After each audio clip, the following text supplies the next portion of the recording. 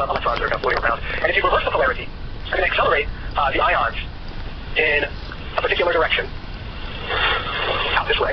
And then you can complete the circuit by letting the electrons jump back into the ions as they're accelerated out in the electrostatic field here. And of course you do that because if you didn't have that circuit closure, you have this negative charge building up on your spacecraft, and eventually they would electrostatically attract all of those positive ions that you were throwing out the back, and you would slowly lose less effectiveness in your ion drive. Now, what's the nice thing about this? Why do we use this? Why is this an alternative? Here's the problem. Ion drives are terrible at providing thrust. An arrangement like this typically only provides 1/50th of a pound of thrust. What is 1/50th of a pound? Well, in space, we don't have to overcome air resistance. It's actually pretty decent, provided you can turn it on for a long time. You turn it on, you let it go for a long time. That 1/50th of a pound, if exerted continuously for days or even weeks, will integrate to a very large acceleration. What's more, you achieve that acceleration with relatively little fuel. Because in this case, the fuel, the thing that you make the positive ions with, is really being only used as the momentum, as the propellant. It's not actually being used as a source of energy. In the rocket, the fuel has to do both. And therefore, that limits your options. You have these energetic reactions, something that they hot gases come out of the nozzle. In this case, the actual power can come from things like solar cells. Because the energy for generating that momentum is electrical in nature. That's where you're going from electricity to the mechanical form of energy, kinetic energy coming out the back. So if you come up with, the real trick for the ion drive is to come up with a really dense liquid fuel that ionizes easily. And if you can do that, then you're pretty good shape. Let's go ahead and pick some fuels out, some candidate fuels, using the periodic table. So for this, we're going to go switch to the document camera. I think I've actually oriented it in the proper direction. So it's like class. We're going to do chemistry. Did you ever think you'd see this stuff again? Here's a periodic table of elements. And we are particularly interested in this column over here, the noble gases. Why do they call them noble gases? Because there's snobby nobility. They don't bond with anything under normal circumstances. They are the only monoatomic substances that occur naturally as gases. All this other stuff like fluorine, oxygen, nitrogen, hydrogen, these are all diatomic when they're in their natural gas state.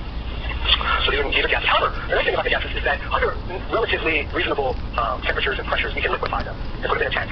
So we had to carry a balloon into space, we would fly, but of course these can be stored compactly under reasonable conditions. And really it comes down to picking one that has a high enough mass to use as a propellant. The higher the mass, then the more momentum we can apply to it and use as a propellant. So for helium is off the table because it's too light. It's 2 protons and 2 neutrons, no good. Neon, very abundant in the Earth's atmosphere. We obviously use it for lighting and that sort of thing. But again, too light. Argon, very abundant again in the Earth's atmosphere, and it's getting a little bit heavier. That's a candidate. Again, krypton, very heavy, atomic weight of 83, that has been used in ion drives because it's particularly heavy. And then there's a real nice one, xenon, a little more rare than these other elements, but in mass, it makes a very good propellant because it's so dense, 131 is its atomic weight. Radon, of course, is the densest of them all. There's, of course, some philosophical and biological reasons why that's difficult to procure and use as rocket fuel, so we don't usually use that one as a propellant. It's highly radioactive, you can pose it into lead and some other particle naturally. Although there seems to be an abundant source in our basement for some reason. No, just kidding.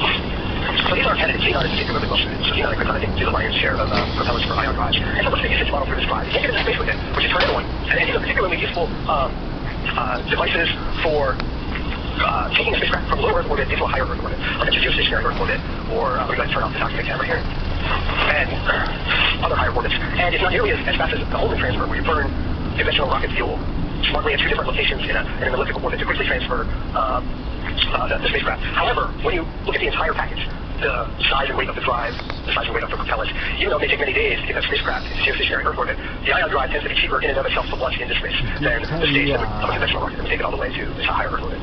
So those are candidates for going to higher Earth orbit, and also for deep space missions as well, because you can't turn them on for a long period of time. You're going to be spending years to go into outer space to visit our gas giants of our solar system. And I guess I think the very first space mission in the 90s that used an ion drive was a NASA mission to the asteroid belt, where we were going. It's going to take several years to get there anyway. Why not turn this thing on and get there a little quicker using minimal mass? So, we have to have some research. Georgia Tech several members that are doing some interesting research in ion drives. See that used more and more. Yeah. We're kind of blurring the lines here. There are launch systems for which we always use rocket fuel. And we have some of the same types of techniques, as well as ion drives, and a larger class of rocket fuel systems for orbital control systems, that is, controlling the orbit once you get into space, placing it into a final orbit, and then maintaining that orbit doing the minor corrections that are required. And then there's also attitude control systems, which also have to do with positions, but it's a different ball of wax. So you can imagine, I launch the satellite, it's in stable orbit, I can fire my little thrusters to weakly adjust it and keep it in the orbit that I desire. But there's a whole dimension of orientation that we have an interest. And this is important, especially if that satellite has a communications dish or directional antenna that must point to a certain spot on the Earth to maintain a radio link. or it's doing some sort of measurement with a camera of the surface of the Earth, or some sort of observation, how do you maintain the orientation of a satellite for this type of thing? Okay. So, I'm going to draw a couple different types of spacecraft. Spacecraft come in a lot of different shapes and sizes, but generally speaking, there are a couple basic body types, and a lot of it has to do with how the attitude control for the spacecraft works, how you stabilize the spacecraft in space. So one of the simplest ways to do that is to make a drum-shaped satellite. You plaster it with solar panels, and when you launch this from your rocket, when you deploy this payload, you give it a twist, you spin it. In fact, these are colloquially known as spinners in the satellite industry, or if you want to be official, single-axis stabilized. Because basically, when you spin this imparts angular momentum along its axis, and the satellite will hang there, and by definition of angular momentum, will stay oriented along there, not unlike a gyroscope, as it revolves around the Earth. And so you don't really need a lot of fancy attitude control systems once you've done that. It is good to have maybe some little thrusters on the side so that you can energize, spin up, or de-spin, depending on how your spacecraft is performing. And one of the issues here, there are a couple issues. You greatly simplify the attitude control when you build a drum-shaped satellite like this and spin it in orbit. However, there's a few things that you have to be aware of. First of all, you need power. And so the power source of choice in space, especially for Earth-based satellites, sometimes solar cells for their longevity, amount of power that they might have to get into power spacecraft systems in a few minutes. But the human blaster is made with solar cells. So that as the sun spins around, one side of it is always facing towards the sun. Now, it's not the best use of solar cells because if you do a quick calculation, only one side of the drum is facing the sun, and a lot of the facets of that side are not optimally oriented. They're kind of off to the side, so they're not collecting maximal incidence. In fact, what you find is that if you were to compare the output of a drum-shaped arrangement of solar cells to an arrangement of solar cells that were flared out into a flat sheet in the same area, you're only getting about a third of the power from the optimally oriented flat solar panels. So one of the downsides is that these solar cells are only about one-third efficient. But they don't require any fancy pointing or actuation in order to operate. They're always going to be pointing towards the sun.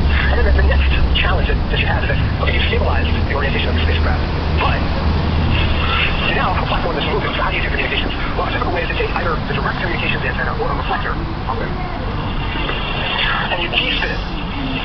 Meaning that this is now connected to a rotary mount, and you de-spin it at the same range that you spun the satellite. So that the reflector is always facing towards Earth. And how do you always make sure that it's facing towards Earth? You have to equip your satellite with sensing systems conducted in infrared.